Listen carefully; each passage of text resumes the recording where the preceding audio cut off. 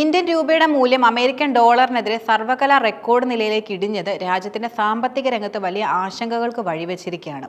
ഒരു $ഡോളറിന് 88.80 രൂപ എന്ന നിലയിലേക്ക് മൂല്യം കൂപ്പുകുത്തിയത് ഇന്ത്യയുടെ സമ്പദ് വ്യവസ്ഥയ്ക്ക് വലിയ വെല്ലുവിളിയാണ് ഉയർത്തുന്നത്. എന്നാൽ വിദേശ രാജ്യങ്ങളിൽ, പ്രത്യേകിച്ച് ഗൾഫ് രാജ്യങ്ങളിൽ ജോലി ചെയ്യുന്ന പ്രവാസികൾക്ക് ഇത് സന്തോഷം നൽകുന്ന വാർത്തയാണ്. അവർക്ക് നാട്ടിലേക്ക് കൂടുതൽ പണം അയക്കാനും അതുവഴി വലിയ സാമ്പത്തിക ലാഭം നേടാനും ഇത് അവസരമൊരുക്കുന്നു. രൂപയുടെ മൂല്യ തകർച്ച പ്രവാസികൾക്ക് ഇരട്ട നേട്ടങ്ങളാണ് നൽകുന്നത്. രൂപയുടെ മൂല്യം ഇടിയുമ്പോൾ പ്രവാസികൾക്ക് തങ്ങളുടെ വിദേശ കറൻസികൾക്ക് നാട്ടിൽ കൂടുതൽ മൂല്യം ലഭിക്കും. ഉദാഹരണത്തിന് ഒരു $ഡോളർ അയക്കുമ്പോൾ 88.80 രൂപ ലഭിക്കും. ഒരു സാധാരണ സാഹചര്യത്തിൽ ഇത് 75-80 രൂപയായിരിക്കും. ഇത് നാട്ടിലുള്ള കുടുംബങ്ങളുടെ സാമ്പത്തിക ആവശ്യങ്ങൾ നിറവേറ്റാൻ കൂടുതൽ സഹായകമാകും. കുട്ടികളുടെ വിദ്യാഭ്യാസം, ചികിത്സാ ചെലവുകൾ, വീട് നിർമ്മാണം തുടങ്ങിയ ആവശ്യങ്ങൾക്ക് ഇത് വലിയൊരു ആശ്വാസമാണ്. ഒരു മാസത്തെ ശമ്പളം നാട്ടിലേക്ക് അയക്കുമ്പോൾ ലഭിക്കുന്ന രൂപയുടെ അളവിൽ വലിയ വർധനവും ഉണ്ടാകും. രൂപയുടെ മൂല്യം ഇടിയുന്ന അതേ സമയം തന്നെ ഇന്ത്യയിലെ പല ഉൽപ്പന്നങ്ങളുടെയും സേവനങ്ങളുടെയും GST നിരക്ക് കുറച്ചത് പ്രവാസികൾക്ക് മറ്റൊരു ആശ്വാസമായി.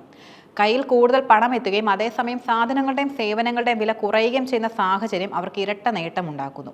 ഉദാഹരണത്തിന് ഇൻഷുറൻസ് സേവനങ്ങളുടെ GST പൂർണ്ണമായും ഒഴിവാക്കിയത് പ്രവാസികൾക്ക് വലിയൊരു ആശ്വാസമാണ്. നാട്ടിൽ ഇൻഷുറൻസ് പോളിസികൾ എടുക്കുന്നവർക്ക് ഇനി കൂടുതൽ പണം ലാഭിക്കാം. രൂപയുടെ മൂല്യം ഇനിയും ഇടിയാൻ സാധ്യതയുണ്ടെന്ന റിപ്പോർട്ടുകൾ പല പ്രവാസികളെയും പണം അയക്കുന്നത് വൈകിക്കാൻ പ്രേരിപ്പിക്കുന്നു. കൂടുതൽ ലാഭം പ്രതീക്ഷിച്ചാണ് അവർ കാത്തിരിപ്പ് നടത്തുന്നത്. രൂപയുടെ മൂല്യം ഇടിയുന്നത് പ്രവാസികൾക്ക് നേട്ടമാണെങ്കിലും രാജ്യത്തിന്റെ ആഭ്യന്തര സാമ്പത്തിക രംഗത്തിന് ഇത് വലിയ തിരിച്ചടികളാണ് നൽകുന്നത്.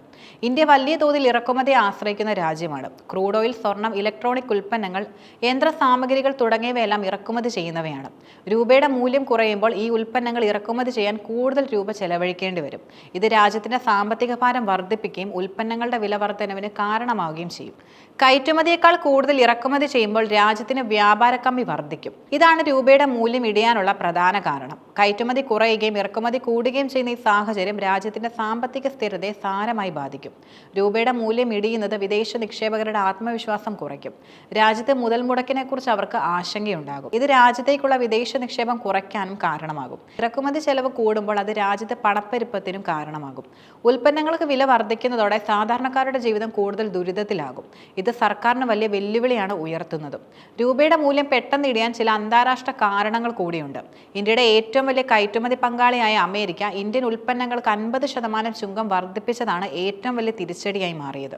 ഇത് ഇന്ത്യയുടെ കയറ്റുമതിയെ സാരമായി ബാധിച്ചു. കൂടാതെ IT പ്രൊഫഷണലുകളെ നേരിട്ട് ബാധിക്കുന്ന H-1B വിസ ഫീസ് കുത്തനെ ഉയർത്തിയതും പ്രതിസന്ധി സൃഷ്ടിച്ചു. ഇത് അമേരിക്കയിൽ നിന്ന് ഇന്ത്യയിലേക്കുള്ള പണത്തിന്റെ വരവിനെ ബാധിച്ചു. അമേരിക്കയുമായി നിലവിൽ വ്യാപാര ചർച്ചകൾ നടന്നുകൊണ്ടിരിക്കുകയാണ്. അടുത്ത മാസം ചില ധാരണകൾക്ക് സാധ്യതയുണ്ടെന്ന വാർത്തകളും പുറത്തു വരുന്നുണ്ട്. ഈ ചർച്ചകളുടെ ഫലം ഇന്ത്യക്ക് അനുകൂലമായാൽ രൂപയുടെ മൂല്യം മെച്ചപ്പെടാനുള്ള സാധ്യതയുമുണ്ട്. എന്നാൽ അതുവരെ നിലവിലെ പ്രതിസന്ധി തുടരുമെന്നതും ഉറപ്പാണ്. രൂപയുടെ മൂല്യത്തകർച്ച ആഭ്യന്തര കാരണങ്ങൾ കൊണ്ട് മാത്രമല്ല, ആഗോള വിപണിയിലെ മാറ്റങ്ങൾ കൊണ്ടും സംഭവിക്കാം. അന്താരാഷ്ട്ര തലത്തിൽ ഡോളറിന്റെയോ മറ്റ് കറൻസികളുടെയോ മൂല്യങ്ങളിൽ ഉണ്ടാകുന്ന മാറ്റങ്ങൾ രൂപയെ ബാധിക്കും.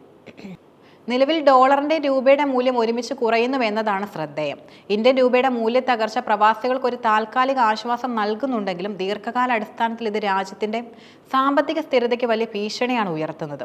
ഇറക്കുമതി ചെലവിലെ വർധനവ്, പണപ്പെരുപ്പം, വ്യാപാര കമ്മി എന്നിവ രാജ്യത്തിന്റെ സാമ്പത്തിക വളർച്ചയെ പിന്നോട്ട് വലിക്കാനുള്ള സാധ്യതയുമുണ്ട്. ഈ പ്രതിസന്ധി മറികടക്കാൻ സർക്കാർ തലത്തിൽ അടിയന്തര നടപടികളും ആവശ്യമാണ്.